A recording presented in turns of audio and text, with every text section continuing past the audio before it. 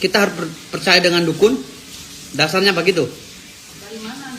Dasarnya dari mana? Ya cari sendirilah.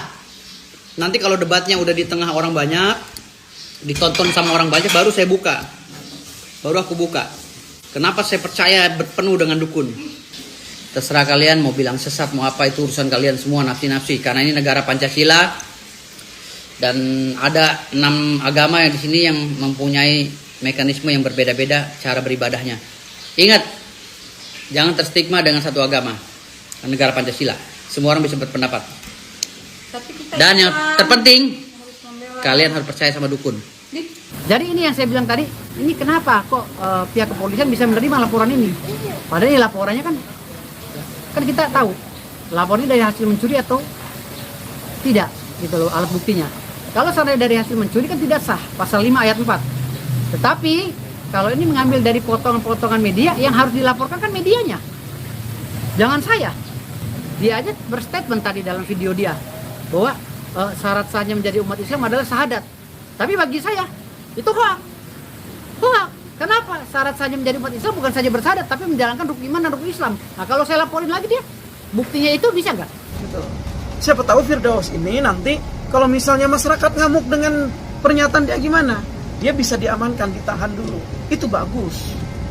Justru Acung Latif tuh harusnya ngelaporin sih. Mas, Iya, kenapa apa laporin? baiknya? Saya kan tendensius, berarti dia sewot sama saya. Nah, Kalau dia gitu. sewot sama saya, udah ribut aja yuk, Acung Latif. Ribut yuk kita yuk. Ah, di mana ribut? Lu mah udah. Tampol-tampolan. Ya, Yuk, Acung Latif mana? Hah, tanggung nih kalau ngadepin pengacara kayak begini. ya. Acung Latif, ribut kita yuk.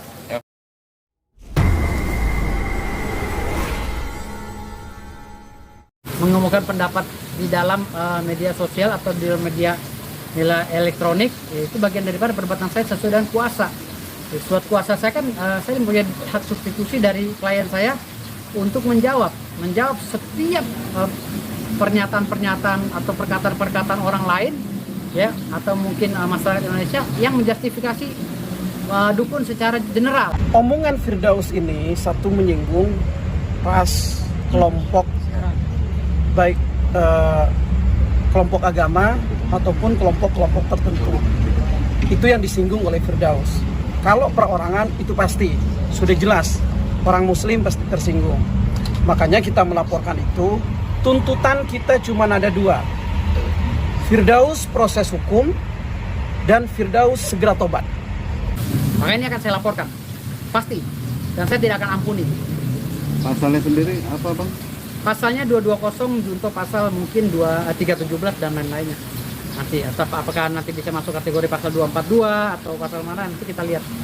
Jadi orang yang tidak percaya kepada dukun itu tidak batal Islamnya. Jadi berdasarkan itu, apa yang disampaikan oleh saudara Firdaus ini terkait pernyataannya, berarti dia sudah melakukan penyebaran atau melakukan berita yang cenderung itu bohong. Dari mana bohongnya? Karena Islam tidak mengajarkan itu. Artinya berita bohong yang disampaikan sama dia. Nah, pasal atau undang-undang yang diduga untuk melaporkan kepada saudara Firdaus ini adalah undang-undang ITE, yaitu penyebaran berita bohong. Nah, apa sih yang menjadi ketersinggungan Bang Firdaus ketika Acong membuat laporan, terutama sebagai lawyer yang mewakili kliennya? Karena pasalnya salah, gitu loh, memaksakan kayak orang mau nyari panggung, pansos, tapi salah gitu loh. Bahasa dia pertama ini kan katanya saya melecehkan agama. Kalau melecehkan agama kan pasal-pasal ya, seperti pasal 156A kan gitu. Tapi kalau jadi pasal gaduh gitu, pasal hoak yang mengakibatkan kegaduhan, pasal 14 kan lucu. Dia kan pengacara, gitu kan. Dia public figure, artinya dia harus memberikan contoh yang baik kepada masyarakat di Indonesia, gitu. Boleh dia menggiring atau dia selaku pengacara dukun untuk berbicara dukun, mengenai dukun, apa itu dukun, itu boleh. Bahkan tidak melarang orang percaya dukun.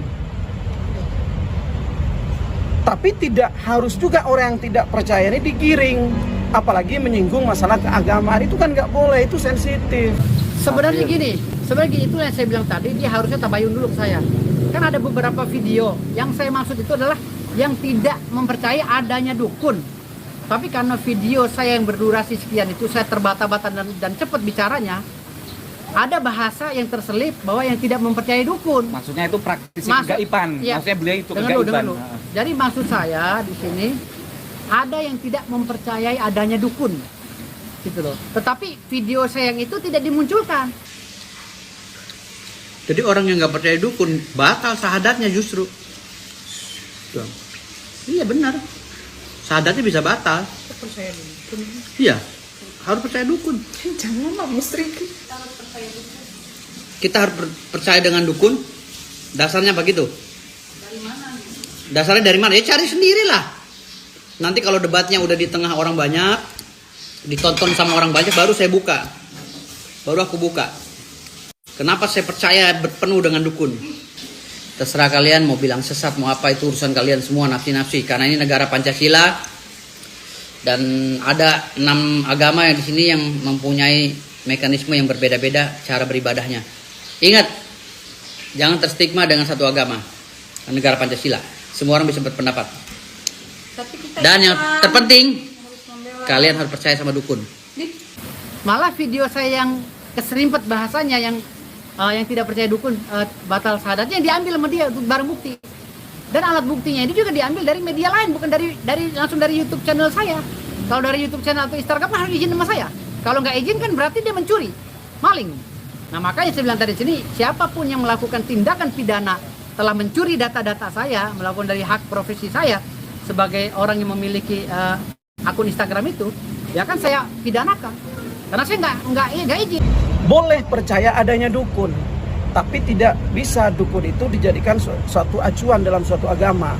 Apalagi mengatakan orang yang tidak percaya dukun syahadatnya batal. Itu tidak ada. Ajaran agama itu tidak mengajarkan itu. Di sinilah penyebaran bohongnya gitu.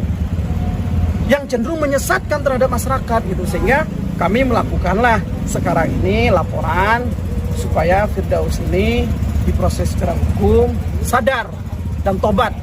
Jadi ini yang saya bilang tadi, ini kenapa kok pihak kepolisian bisa menerima laporan ini? Padahal ini laporannya kan kita tahu laporannya dari hasil mencuri atau tidak, gitu loh alat buktinya. Kalau seandainya dari hasil mencuri kan tidak sah, pasal 5 ayat 4. Tetapi kalau ini mengambil dari potongan-potongan media, yang harus dilaporkan kan medianya, jangan saya. Kenapa media bisa memotong-motong itu sehingga dijadikan alat untuk mencelakai saya? Harusnya tabayun dulu ke saya dong, bang, bener bang. Abang berbahasa begitu, beri kesempatan saya untuk menjawab, kan ini terkait dengan masalah pribadi saya, gitu loh. Saya akan menjawab bahwa ini saya dalam kuasa sedang menjawab pertanyaan sedang menjawab alibi si Marcel, kan gitu. Kok tahu ada orang di luar itu masuk lalu melaporkan saya, dan laporannya masuk. Nah ini hati-hati, 220 loh, saya nggak main-main. Kalau mau terkenal, mau pansos, silakan. Mau bikin konten yang aneh-aneh terkait perdukunan itu silakan. Tapi jangan menyesatkan, apalagi menyinggung masalah agama. Itu sangat sensitif. Dan rencananya juga dalam waktu dekat mau buat laporan ke Mabes. Seperti apa Pak langkah upaya? Saya akan melaporkan ini ke Mabes atau ke Polda di tempat laporan mereka. Kenapa? Karena saya anggap laporan ini terlalu tendensius, gitu, terlalu terburu-buru dan terlalu mengada-ngada. Kenapa? Udah tahu kan, dia sudah mengetahui bahwa saya sedang mendampingi klien saya, yaitu para dukun. Dan ranah pembicara itu kan ranah pembicaraan dalam kontestasi kuasa saya secara substitusi untuk para dukun. Ngapain dia masuk lagi? Nah ini si Acong ini sama dengan menjebak kliennya untuk nyeblos gitu loh. Kan kasihan kliennya nanti, udah wanita pula gitu kan. Kan kasihan, tapi saya walaupun wanita tetap kalau masuk bui aja, nggak peduli saya wanita, mau anaknya kecil kayak mau lagi nyusu, masa bodoh saya. Nah, udah masuk dalam ranah saya gitu. Jadi kalau dibilang kalau tidak percaya dukun misalnya hoak atau apa, dia aja berstatement tadi dalam video dia bahwa syarat sahnya menjadi umat Islam adalah syahadat. Tapi bagi saya itu hoak.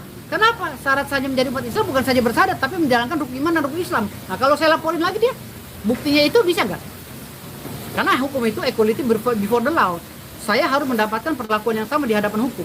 Gitu loh. Jadi kalau si Acong Latif dengan klien ini bisa melaporkan dia dengan bukti yang sama, ya saya juga akan melaporkan itu. Polda harus menerima. Kalau nggak nerima, saya demo, saya videoin, saya demo Polda Metro Jaya. Berarti di Polda juga, Pak? Di Polda atau Mabes nanti. Harus nerima karena kan dengan data yang sama. Langkah klien kita sudah benar ke Polda untuk melakukan laporan secara hukum. Gitu. Siapa tahu Firdaus ini nanti kalau misalnya masyarakat ngamuk dengan pernyataan dia gimana, dia bisa diamankan, ditahan dulu. Itu bagus. Saya berharap Firdaus ini ditahan dari laporan ini.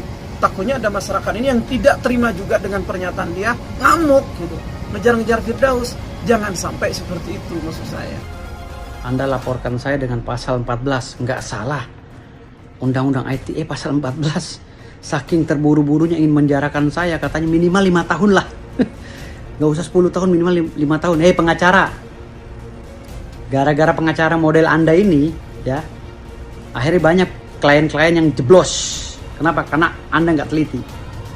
Pasal 14 Undang-Undang ITE itu khusus untuk transaksi elektronik. Hoax yang mengakibatkan kerugian pada konsumen. Mau tahu nggak transaksi elektronik apa? Seperti orang mempromokan barang, ya, orang itu akhirnya membeli barang itu lalu tidak sesuai misalnya dan mengalami kerugian yang besar. Itu pasal 14 Undang-Undang ITE. Lalu berita hoax itu Anda mau terapkan ke saya? Gitu loh. Saya itu sedang menjawab semua hinaan-hinaan dan cacian terhadap dukun klien saya, dan saya dilindungi oleh surat kuasa. Ceroboh sekali Anda. Saya Ma'mun Abdul Faqih, pimpinan Pondok Pesantren Nurul Amin Garut, mengecam keras pernyataan Firdaus bahwa seorang yang tidak percaya dukun maka syahadatnya batal. Ini jelas pernyataan yang sesat, pernyataan yang sangat melukai perasaan kami sebagai umat Islam. Untuk saudara Firdaus segera bertaubat, segera minta maaf kepada seluruh umat Islam. Bahkan saya pernah menangani permasalahan, satu permasalahan sengketa lahan, saya dikepung 2 truk, pernah saya. Sampai anggota saya 7 orang itu kabur, tinggal saya sendiri di lapangan. Udah biasa itu. Dikepung sama orang 2 truk, saya udah pernah. Dikepung sama ormas, saya udah biasa. Saya nggak kabur, udah biasa itu. Jadi artinya sini hal-hal seperti ini saya anggap sepele gitu. Kalaupun gara-gara saya membela orang, hak-hak para dukun ini, saya harus masuk penjara, saya jalanin. Kenapa emang? Ini bagian tugas saya dan komitmen saya sebagai pengacara yang idealis membela klien saya sampai titik darah penghabisan. Kalau seandainya pandangan para hakim, jaksa nanti ketika laporan si Acong Latif dikatanya masuk, ya oke, saya hadapi. Karena ini konsekuensi daripada pekerjaan saya. Saya Haji Mahrus Ali Baidawi, pimpinan Pondok Pesantren Miftahul Ulum Al-Baidawiyah, mengecam keras dan mengutuk terhadap Firdaus yang mengatakan tidak percaya terhadap dukun adalah batal syahadatnya. Itu merupakan bentuk mempermainkan agama Islam dan juga menghina agama Islam, sehingga kami berseru kepada Firdaus untuk secepat-cepatnya melakukan taubat kepada Allah Subhanahu wa taala. Saya pribadi ya melihat beliau tuh, saya menafsirkan ya, memahami dukun beliau yang beliau maksud itu adalah ya tadi kegaiban, yaitu menjawab statement Marcel. Barang siapa yang bisa melihat jin kan salah satu juga dari unsur gaib ya. Nah, itu katanya batal syahadatnya. Beliau mengomentari dengan bahasa filsafat beliau. Iya, jawaban saya sendiri, versi itu, saya kan versi gitu. itu bahasa filsafat. Barang siapa nggak percaya dukun maksudnya itu kegaiban. Nggak percaya kan adanya dukun. Ada yang dukun, maksudnya di situ adanya kedukun itu adanya kegiatan dukun kegiatan lah, kegaiban, gitu. termasuk di dalamnya include kegiatan kegaiban. Maka batal syahadatnya kalau nggak percaya ke gaib gitu loh. Itu kan karena hanya gaib itu ada bagian daripada rukun Islam atau betul, rukun iman tuh kalau nggak ya, salah. wa yu'minuna bil ghaibi wa yuqimuna sholat di surat Al-Baqarah disebutkan gitu, disandingkan dengan sholat bahkan. Nah, ya maksud beliau itu tentang kegaiban gitu loh, bukan dukunnya. Dukun kan orangnya.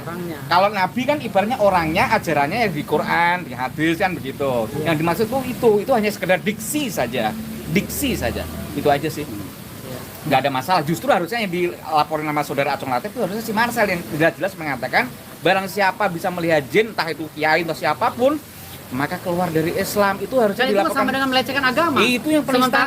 Sementara penistaan agama ya, sementara di dalam kitab-kitab Al-Qur'an, di dalam Al-Qur'an dan hadis itu juga ada sejarah-sejarah tentang wali Allah atau sahabat Rasulullah Banyak, itu sampai yang hari ini yang juga membunuh banyak. jin, yang itu ada. Justru Acung Latif tuh harusnya ngelaporin sih. Iya, Mas, ya kenapa apa laporin? baiknya? Saya kan tendensius, berarti dia sewot sama saya. Nah, Kalau dia sewot sama gitu. saya, udah ribut aja yuk, Acung Latif. Ya ribut yuk kita yuk. Ah, di mana ribut? Lu mampu dah. Tampol-tampolan. Ya, Yuk, Acung Latif mana? Hah, tanggung nih kalau ngadepin pengacara kayak begini. ya. Acung Latif, ribut kita yuk.